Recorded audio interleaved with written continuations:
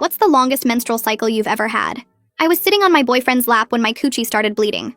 Silas helped me put a tampon in, but I soaked through it in just 20 minutes. We rushed to the ER, and when I bled through the examination table paper 3 times, they insisted on keeping me overnight. The hematologist actually said, "This shouldn't be possible," while I just sat there shaking. The ride home was silent except for my apologies every time we hit a bump and I felt another gush. For 2 weeks, he kept making me these protein smoothies every morning, packed with iron for the blood loss. But the bleeding somehow got worse, and I was soaking through overnight pads in 30 minutes. When I mentioned this to Silas, he got defensive and said I was being ungrateful. His voice had this edge that made me shut up immediately. By day 23, I was going through a box of super tampons every 2 days. Silas had started this weird notebook, writing down timestamps and flow levels, and when I asked what it was for, he said documentation, in this flat voice that made my skin crawl. I'd catch him staring at me sometimes with this expression I couldn't read, like he was waiting for something. My mom stopped inviting me over after I bled through her couch, and the way she looked at me, like I was diseased, still makes me want to cry. The gynecologist prescribed birth control pills to stop the bleeding, but they made it 10 times worse. And when I called Silas crying from the bathroom floor, he seemed almost excited, asking about the color and consistency. That's when Relina, his ex-girlfriend, messaged me on Instagram. My hands were trembling as I read, "We need to talk about Silas. It's about your bleeding."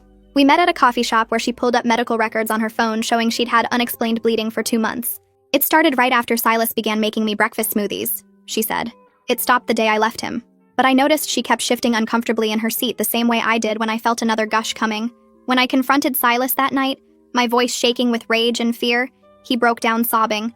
He admitted he'd been crushing Plan B pills into my smoothies because I'd mentioned wanting kids someday, and he wasn't ready. I had to grab the counter to stop myself from collapsing.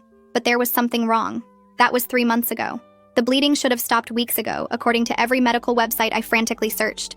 He moved out immediately, grabbing that notebook like it was precious, and I was too exhausted to stop him. Day 65 came with blood still pouring out of me. Relina finally admitted she'd lied about it stopping, pulling adult diapers from her purse. A few weeks later, I was buying pads at the pharmacy when I ran into Silas. He was already with his new girlfriend, Emily. The way he smirked made bile rise in my throat, especially when I saw Emily buying iron supplements. The detective I'd finally convinced to investigate called me 2 weeks later. They'd found Silas's search history from before he met any of us. Hundreds of searches about permanent menstruation, and medical journal articles about untraceable poisons that trigger endless hemorrhaging. I threw up after that call, dry heaving over the toilet. His mother reached out after hearing about the investigation. When we met, she lifted her shirt slightly to show me her adult diaper, whispering Silas's father had done this to her 30 years ago. Her eyes were so empty when she said 30 years, I actually whimpered. When the day of the court case finally arrived, Silas's lawyer argued it was merely